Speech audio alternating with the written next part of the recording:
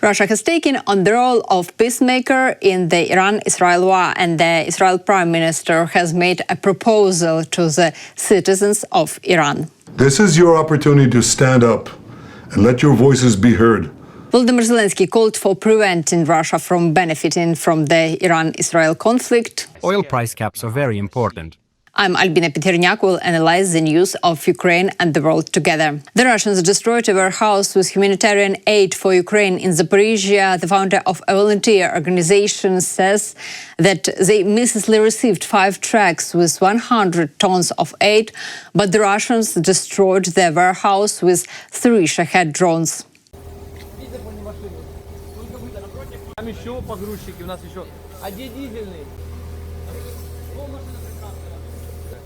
Now 3 mines hit us. The ceiling fell at night. An area of 1,800 square meters. Everything burned down.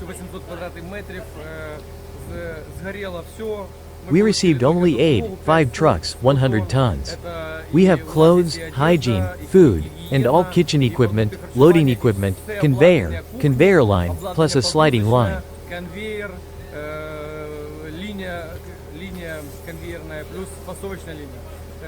Thank God, no one was injured.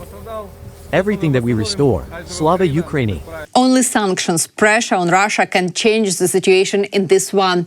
This was stated by the President of Ukraine, Volodymyr Zelensky, in the interview with Newsmax. He noted that Putin's plans haven't changed, and the increase in prices for Russian oil is now in his interest. It is important that American partners hear this. When we had a meeting in the Vatican with President Trump, we heard each other. We talked about the banking sector, the shadow fleet, and we also talked to him about oil prices. And it is very important for us to limit the prices for energy resources of Russians, namely the price cap, because this is the main income for him. You see what happened. Israel hit Iran, oil prices jumped even more. That is, there is a lot of things that are happening not only here in Europe, but that affect the security of Europe later. And that's why the price cap on Russian oil is very important. But are sanctions alone enough to force Putin to agree to peace?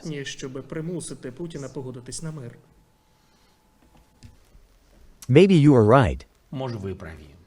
Maybe this alone is not enough. But it is definitely a strong tool. A very strong tool. If you limit those things, very painful things. For example, when there is no circumvention of sanctions, then components for its missiles, including ballistic missiles, simply will not arrive. If some companies, private networks that exist on different continents, if they do not work with Russia, and if sanctions are imposed on such companies, we very clearly transfer the lists, by the way, of these companies, these countries. We transfer them to American partners, British, European, we transfer them to everyone. They all have this information. That is, sanctions are not only money, they are also very important components, which then provide an opportunity to build these weapons in such quantities. A terrible weapon. Iranian Shaheeds, you see how much they produce them. And the details do not come there from Iran, but from various countries, including China. Some European companies, and to be honest, even Taiwanese companies, supply Russia with the appropriate components. I have never said that there is an agreement at the level of the leaders of these countries. Yes, this is the private sector, but leaders can implement sanctions, that is, total sanctions on Russia. Second story. Today, as I can tell you, is the dialogue between America and Russia.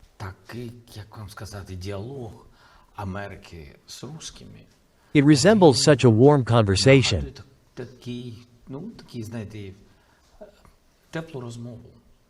I do not believe that Putin's mood can be stopped. I think, on the contrary, he likes it. And I believe that there should be a change in key. Because Putin must understand that America will help Ukraine. And sanctions are one. The second is the support of our army. And all these signals about the reduction of aid to Ukraine, that we are being put on the same level as Russia. Although they are an aggressor, they brought the war. They do not want to end the war. And it is very unpleasant that we are put on the same level. And this is unfair. And therefore, I believe that such signals should be very clear. That if Putin does not end the war, the strongest will impose strong sanctions. If Putin does not want to return children, then Russia is a country of terrorists. And this is recognized by the Congress of the United States of America. And these are very important things. And in order for Ukraine to be able to stand until the Institute for the Study of War analyzed and confirmed that the price for Russian oil is indeed rising. Oil price increases following Israeli strikes against Iran may increase Russian revenue from oil sales and improve Russia's ability to sustain its war effort in Ukraine. Brent crude oil futures prices rose by over 5% to $74.47 per barrel on June 13th following the Israeli strikes against Iran. Russia's oil and gas earnings accounted for roughly 30% of total federal revenues in 2024. Underscoring the significant role oil and gas revenues play in financing Russian government spending. ISW previously assessed that compounding economic constraints on Russia are increasingly hindering Russia's ability to sustain a prolonged war effort in Ukraine. Russia may be able to leverage sudden upticks in oil prices to weather economic challenges and finance a protracted war in Ukraine, assuming the price of oil remains high, such as over $60 per barrel. Russian President Vladimir Putin has previously signaled concern about reduced oil prices, suggesting that any reduction in the oil price would likely risk destabilizing Russia's economy. The US is against lowering the price ceiling for Russian oil. As the Bloomberg reports, the EU and the UK insists on lowering the oil price limit from $60 to $46.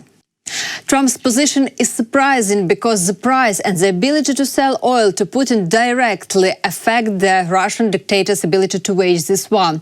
After the start of the confrontation between Israel and Iran, the media has been filled with fears that exports from the Persian Gulf will be restricted. This disregard Russian oil prices have risen. Trump understands this trend perfectly well, but continues to insist on a higher price for Russian oil. That is why Putin is faced with a dilemma. He doesn't understand which side he should take, a peacemaker.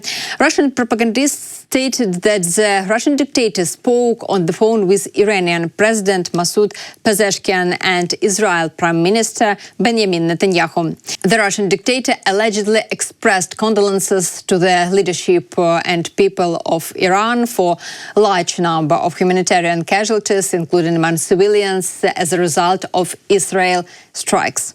You just imagine the level of cynicism and hypocrisy of Putin, because Putin went on to say, yes, we sympathize and condemn Iran, but money comes first and oil prices are rising. Then Netanyahu called Putin. Here is what the Kremlin writes about this. In a conversation with the Prime Minister of Israel, the President of Russia emphasized the importance of returning to the negotiation process and resolving all issues related to the Iranian nuclear program exclusively by political and diplomatic means, and also expressed readiness to provide mediation services in order to prevent further escalation of tensions. It was agreed that the Russian side will continue close contacts with the leadership of both Iran and Israel, aimed at resolving the current situation, which can lead to the most disastrous consequences for the entire region. Meanwhile, Russia still doesn't know how to react on the war between Israel and Iran. On the one hand, it seems that oil is getting more expensive, and this is more important for Russia than any partners. And on the other hand, in order to save face in front of so-called strategic partner, Russia consoled itself with its statement condemning the conflict. We strongly condemn the forceful action of the State of Israel in violation of the Charter of the United Nations and the norms of international law on the night of June 13th. unprovoked military strikes on a sovereign UN member state, its citizens, sleeping peaceful cities, and nuclear energy infrastructure facilities are categorically unacceptable. The international community cannot afford to be indifferent to such crimes that destroy the world and harm regional and international security. The particular cynicism of what is happening is given by the fact that the Israeli attacks were carried out in the midst of a session of the IAEA Board of Governors and on the eve of another round of indirect contacts between representatives of Iran and the United States. Thus, the initiated multilateral efforts aimed at reducing confrontation and finding solutions that eliminate any suspicions and prejudices regarding Iran's peaceful atom were undermined and set back. It is obvious that in West Jerusalem, a conscious choice was made in favor of further escalation of tensions and increasing the stakes. We have repeatedly warned about the perniciousness of military adventures that pose a threat to stability and security in the region. Responsibility for all the consequences of this provocation will fall on the Israeli leadership. For dead and more than 70 injured, this is the result of an Iranian attack on Israel territory. Dozens of missiles were fired from the Iranian side. Direct hits were recorded in many cities, including Tel Aviv and Ramat Gan.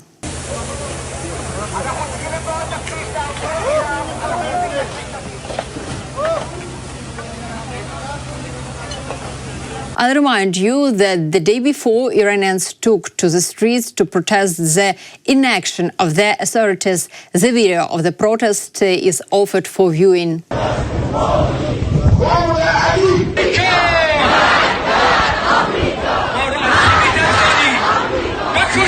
Israel Prime Minister Benjamin Netanyahu addressed the Iranians. He called on the people to overthrow the Ayatollah's rule. Tonight I wish to speak to you, the proud people of Iran.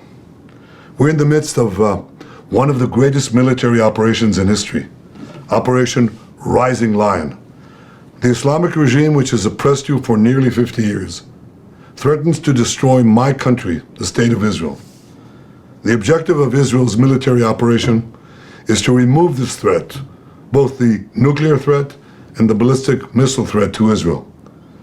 And as we achieve our objectives, we're also clearing the path for you to achieve your objective, which is freedom.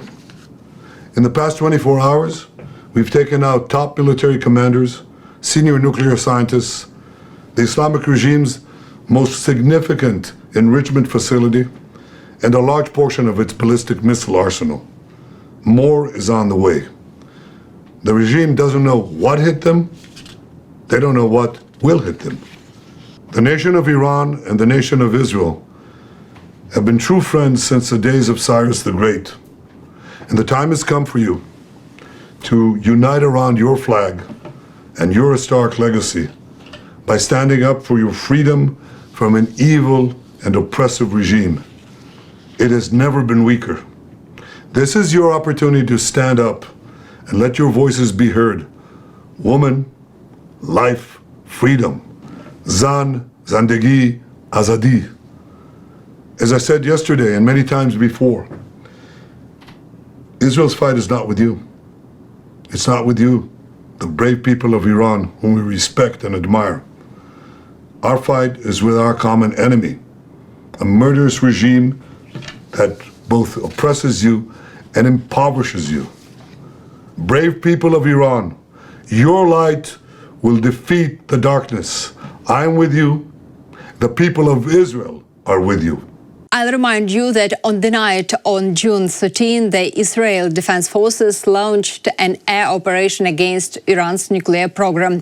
The Israel Air Forces struck dozens of targets in Iran, including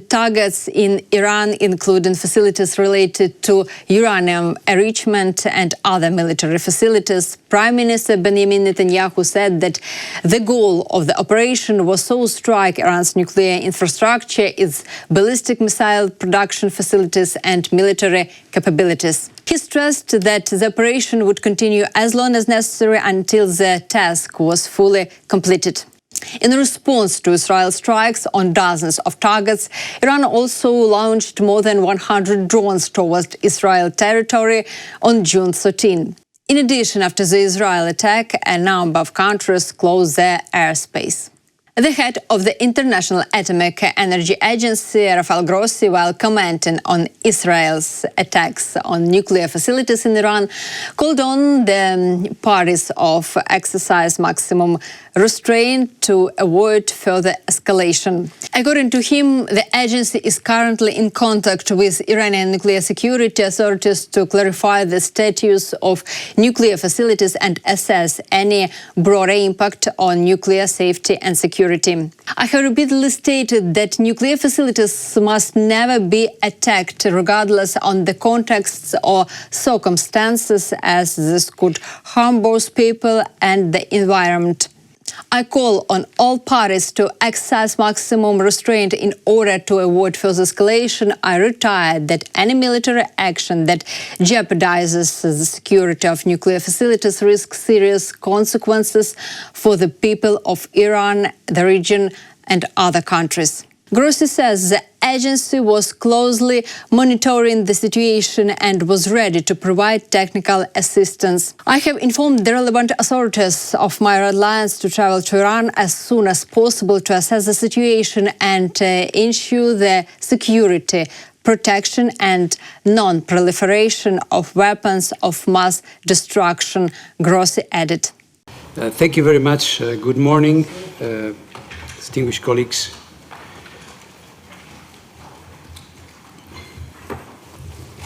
Early this morning, the International Atomic Energy Agency was informed of the military operation launched by Israel, which includes attacks on nuclear facilities in the Islamic Republic of Iran. We are currently in contact with the Iranian nuclear safety authorities to ascertain the status of relevant nuclear facilities and to assess any wider impacts on nuclear safety and security. At present, the competent Iranian authorities have confirmed that the Natanz enrichment site has been impacted and that there are no elevated radiation levels. They have also reported that at present the Esfahan and Fordow sites have not been impacted. This development is deeply concerning. I have repeatedly stated that nuclear facilities must never be attacked, regardless of the context or circumstances, as it could harm both people and the environment. Such attacks have serious implications for nuclear safety, security and safeguards, as well as regional and international peace and security. In this regard, the IAEA recalls the numerous General Conference resolutions on the topic of military attacks against nuclear facilities, in particular GC Resolution 444, GC Resolution 533, which provide inter alia that, and I quote, any armed attack on and threat against nuclear facilities devoted to peaceful purposes constitutes a violation of the principles of the United Nations Charter, international law, and the statute of the agency. Close citation. Furthermore, the IAEA has consistently underlined that armed attacks on nuclear facilities could result in radioactive releases with grave consequences within and beyond the boundaries of the state which has been attacked, as was stated in GC Resolution 533. As Director General of the IAEA and consistent with the objectives of the IAEA and under the statute, I call on all parties to exercise maximum restraint to avoid further escalation. I reiterate that any military action that jeopardizes the safety and security of nuclear facilities risks grave consequences for the people of Iran, the region, and beyond. Yesterday, the Board of Governors adopted an important resolution on Iran's safeguards obligation. In addition to this, The board resolution stressed its support for a diplomatic solution to the problems posed by the Iranian nuclear program. The IAEA continues to monitor the situation closely, stands ready to provide technical assistance, and remains committed to its nuclear safety, security, and safeguards mandate in all circumstances. I stand ready to engage with all relevant parties to help ensure the protection of nuclear facilities and the continued peaceful use of nuclear technology in accordance with the agency mandate, including deploying agency nuclear security and safety experts in addition to our safeguards inspectors in Iran, wherever necessary, to ensure that nuclear installations are fully protected and continue to be used exclusively for peaceful purposes. I wish to inform the board that I have indicated to the respective authorities my readiness to travel at the earliest to assess the situation and ensure safety, security, and non-proliferation in Iran. I have also been in contact with our inspectors in Iran and Israel. The safety of our staff is of paramount importance, and all necessary actions are being taken to ensure that they are not harmed. Despite the current military actions and heightened tensions, it is clear that the only sustainable path forward for Iran, for Israel, the entire region, and the international community is one grounded dialogue and diplomacy to ensure peace, stability, and cooperation. The IAEA, as the international technical institution entrusted with overseeing the peaceful use of nuclear energy, remains the unique and vital forum for dialogue, especially now. In accordance with its statute and long-standing mandate, the IAEA provides the framework and natural platform where facts prevail over rhetoric and where engagement can replace escalation. I reaffirm the agent's readiness to facilitate technical discussions and support efforts that promote transparency, safety, security, and the peaceful resolution of nuclear-related issues in Iran. Thank you very much. Dear viewers, thank you for watching this video. Give it a like and leave your comment. I will be grateful for your activity and communication. Take care. See you soon.